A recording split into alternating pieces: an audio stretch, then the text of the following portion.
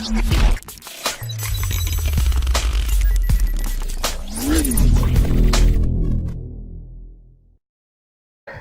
I'm Subhankar Ghose. I'm working in the capacity of Chief People Officer for Zoom Insurance Brokers Private Limited. So today's topic is why we require an HR for an organization. HR, to give you a background, I would say that, HR was earlier called as the personnel department, where they used to keep different, records. They used to maintain the records for all the employees in the organization, like mainly the leave attendance. They formed a part of the recruitment also. They used to source people from different places and then make them on board. And during the life cycle of the employee, they used to take part in all those activities. Currently, the definition of an HR has changed immensely.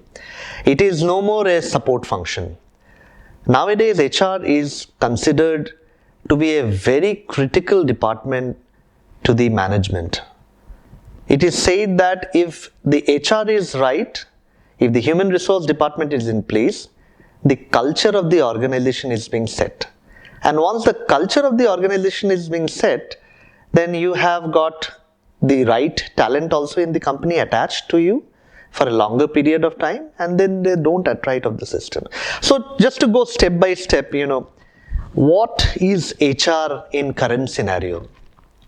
So human resource department, the first most important role which the HR is doing as on date is employer branding.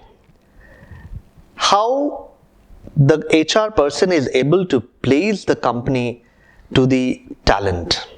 If they are able to project the company in the right way, then obviously the talent would get attracted and they would join the organization. So talent acquisition is one of the most important thing, which is the most important key role for an HR as on date.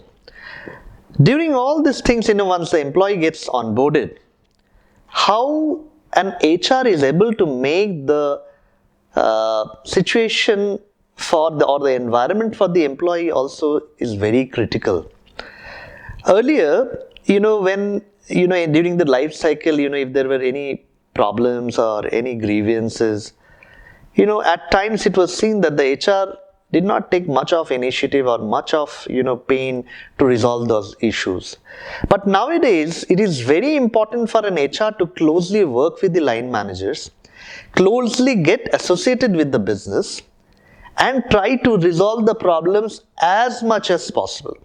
So if an HR says today that I will not take care of the situation because that person is not reporting to me and you have to take care of that person, it will not be right. So the HR has to be very dynamic, the HR has to be very extrovert, the HR has to be very aggressive. No more the definition is there that HR has to be a silent player, HR has to keep quiet, HR's role is to sit at one place. It is no more that situation. Currently, you have to be very dynamic, you'll have to move out of your place, move out of your seat and go to places, interact with people, make the situation as comfortable as possible. Before any problem comes, the HR should be in a position to understand the pulse of the organization and take precautionary steps so that the culture of the organization can be built. Moreover, there are a lot of strategic aspects, which the HR has to play. It can be right from the budgeting part, right to any strategic development, like if there is any business unit which the company is planning to come up, the HR should equally participate in the board meetings and other meetings which are being concerned, which happens, and where HR can actually give their views that what are the challenges the company can face or what are the opportunities which lies while going for the new venture.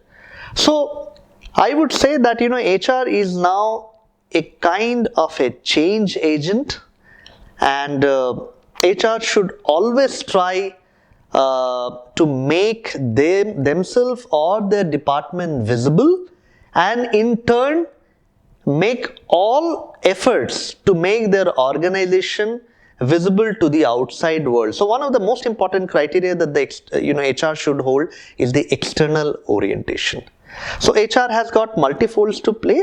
Yes, at the same time, I would say there are a lot of other things also which are statutory related, compliance related, process related, which anyways, the HR has to know. Without that, he will not be able to support the larger issues. But yes, there are a lot of unique, creative things which the HR should, do. And the HR should take a lot of initiatives also in terms of CSR activities, in terms of any kind of engagement activities which are there. Small activity makes a lot of difference. Like for example, an employee joins an organization.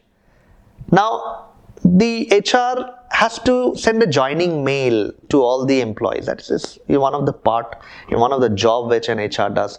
But why not circulate that information to the outside world also? And it within nowadays, because of the online medium, within seconds or within minutes, you can make the entire world know that a new person has joined. Or any other small events or activities where your people or employees have been appreciated by any association or organization, you should keep no stones unturned to highlight those small things to the outside world. So HR should take all such initiatives. I do understand that many of the organizations are very conservative in their approach, or they feel that such kind of activities won't help much. But I must say that these are the activities. I nowhere now think that marketing is the only department which does the branding of the organization. I think HR also does a lot of activities which does branding from the employees.